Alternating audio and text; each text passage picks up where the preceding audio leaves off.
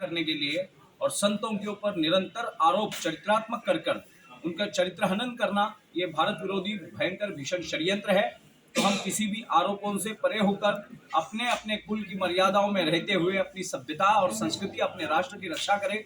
हम भारत के सारे पत्रकार जो हमारे कुल से है, हम किसी जाति, वर्ण, भाषा, प्रांत, पंथ या राजनीतिक पक्षों से भी आते होंगे, तो हम सभी का मूल भारत है और भारतीय सभ्यता हमारी कुल की मर्यादा है, नींव है।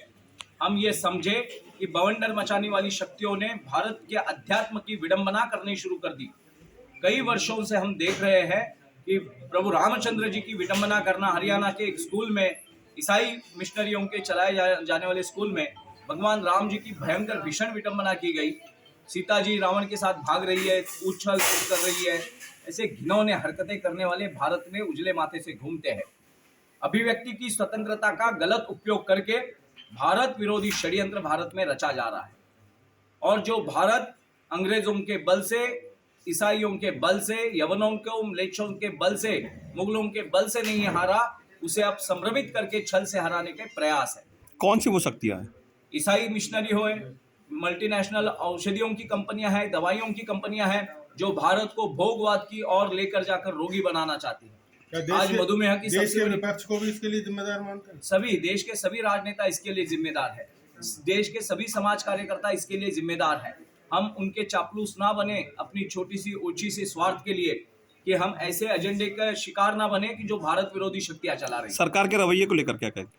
सरकार का रवैया तो हमें नहीं पता, मगर हम समाज के रवैये की दिशा देने के चक्कर में है।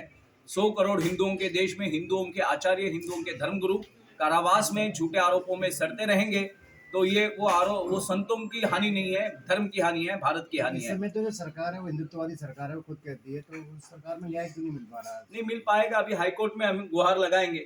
सब तकनीकी का न्यायालयीन प्रक्रिया है, मगर न्यायालयीन प्रक्रिया को जो बवंडर मचाकर दूषित करने का, दिशाहीन करने का जो प्रयास किया गया है, उसी बवंडर को मिटाने के लिए हम भारत के सारे पत्रकार बंधुओं से, जो मैंने बार बार कहा हूं, कहते हैं हम विदेशी शक्तियां कुछ भी एजेंडा करती है वो करने दीजिए, मगर हम एक भारतवासी के नाते अपने सभ्यता की नींव की रक्षा करना हम सभी का दायित्व है। तो हमने ये ठान लिया है, भारत भर में आज हम लखनऊ से आ रहे हैं, भारत भर में सारे पत्रकारों से पहले संवाद करना है। जो हमारी बुद्धि का भ्रम कर दिया गया है, बुद्धि में भेद किया गया है, हमें फंसाने के, हमें ठगाने के। एक संत के ऊपर जब भी आरोप होते हैं तो उसकी चिकित्सा गहराई में होनी चाहिए।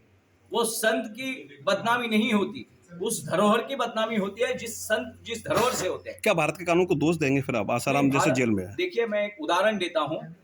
राजीव गांधी हत्या के आरोप में फंसे बैटरी वाले केस, बैटरी वाला था बेचने वाला, उसको फांसी लगी थी। उसी आयोग ने, सीबीआई के डायरेक्टर रहे उसी आयोग ने 2019 में एफिडेविट सुप्रीम कोर्ट में दर्ज करवाया है रिटायर्ड होने के बाद। बोले अब मैं मरने के कगार पर हूं और प्रायश्चित और पश्चाताप से मरना नहीं चाहता हूं।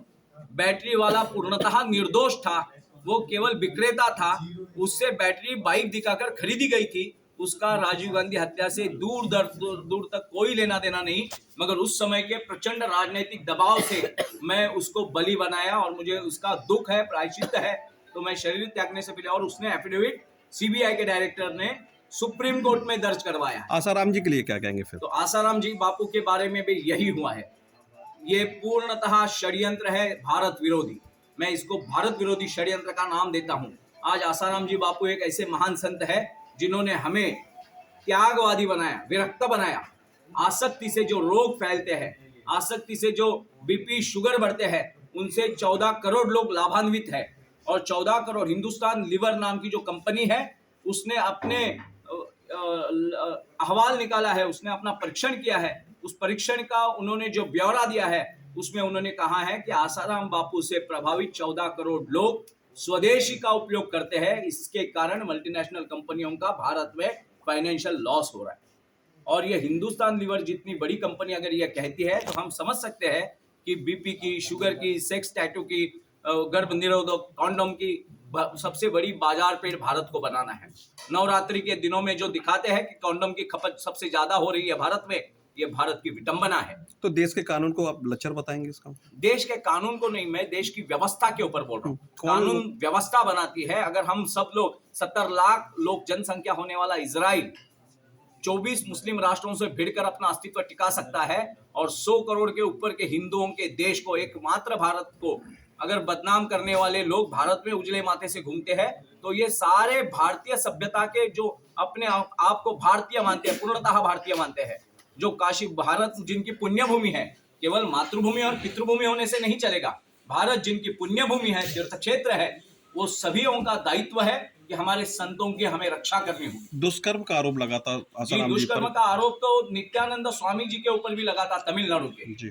और बाद में सुप्रीम कोर्ट ने एविडेंस के लिए फॉरेंसिक लैब में जो सीडी भेजी, उसमें संपूर्ण था वो निर्दोष निकले और वो सीडी फेक निकली, और जिन्होंने उस सीडी का प्रसारण किया था उनको क्षमा मांगनी पड़ी। तो कल ऐसा ना हो जाए कि आसाराम बापू हमसे उठ जाए और बाद में हमें पश्चाताप के अश्रु रोने पड़े। तो क्या माने आसाराम जी निर्दोष है? संपूर्णतः निर्दोष है, माने नहीं, वो है निर्दोष, मानने वाली बात ही नहीं है। देखिए, ऐसे तो बहुत क्रांतिकारियों को भी कारावास भोगना पड़ा इसी भारत में अपनी भारत की रक्षा के लिए। बड़े अन्ना हजारे जी को भी आपने कारावास में देखा है, आपने और हमने सबने देखा है। तो जो समाज की जागृति करना चाहते हैं, समाज विरोधी शक्तियां उनको दबाना चाहती है।